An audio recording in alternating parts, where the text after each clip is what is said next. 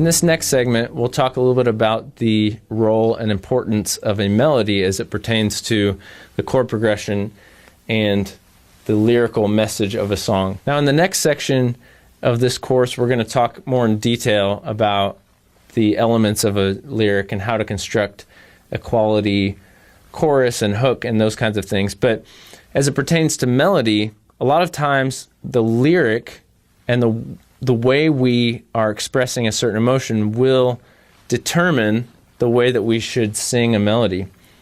And what I mean by that is English is a very tonal language, and most languages have different tones that accompany the way we would naturally say something. So a lot of times it's good to remember that as you are trying to figure out, how should I phrase this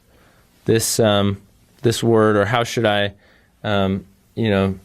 this sentence, I really like it, but where should the melody kind of rise and fall? And a lot of times we can take some clues from just the way we would naturally speak a group of words and try to, in some ways, mimic the natural rises and falls that our language already provides us with. So that's one thing to think about as we are constructing a melody.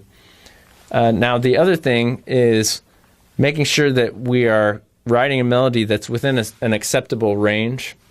Ideally, as you would write a song, and whether you're the performer and you're getting out in a coffee shop and playing it, or if you are trying to pitch it to someone else, it's important to remember that not everybody may have the same vocal range that you do. And so if you want people to sing along with you, or if you want people to be able to take the song and perform it as their own song, you need to remember that a lot of times an octave can be the maximum that people's vocal ranges are willing to travel, basically. So just make sure that and that's not a hard set rule. Like I said, again, there are plenty of examples of well-known songs that are far beyond an octave vocal range. But it does become an issue if the vocal range becomes too great and people have trouble singing it in their own. But it does become an issue potentially as the vocal range grows to. But it does potentially become an issue as the vocal range becomes too great and people have trouble singing along with the melody that you've written.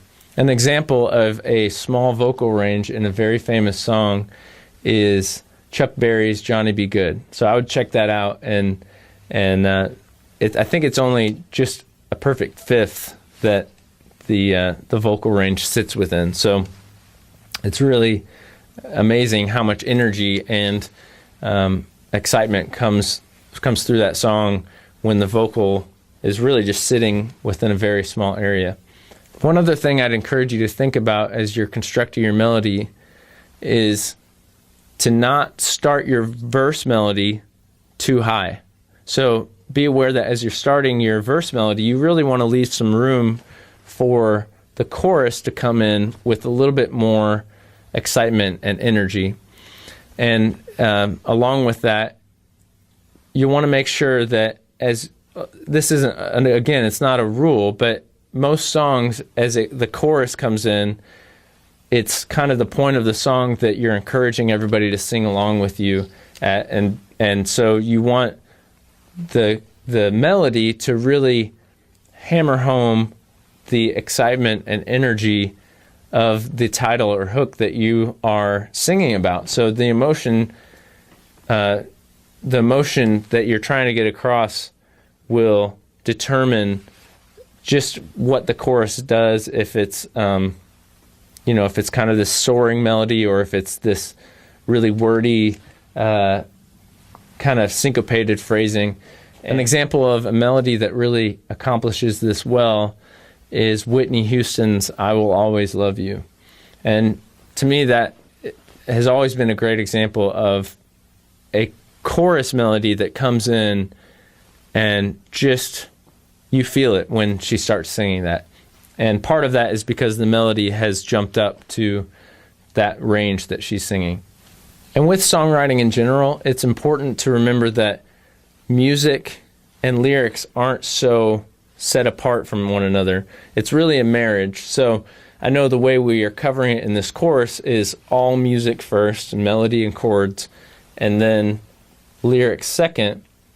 But the reason I did that was so as we dive into lyrics, you'll have an understanding of the role and purpose of the chords and melody as they relate to the lyrics. But just remember that a lot of times it's one step in lyrics, another step in music, the next step in lyrics, another step in music, and it really is a hand-in-hand progression, and they both kind of develop side by side instead of, completing the entire song's melody and chords before you start on the lyric. That rarely happens. So just remember that the melody and chords should relate with the lyrical content and message. So just remember, as we are about to jump into the section covering lyrics, that the melody and chord progression that we choose to associate our lyrical message of our song with can either support the message we're trying to get across, or it can be a distraction. So just remember that the heart of the emotion that we're trying to share with the listeners should be in line with the style of music and melody that we use to get those emotions across. So in the next section, we're diving into lyrics.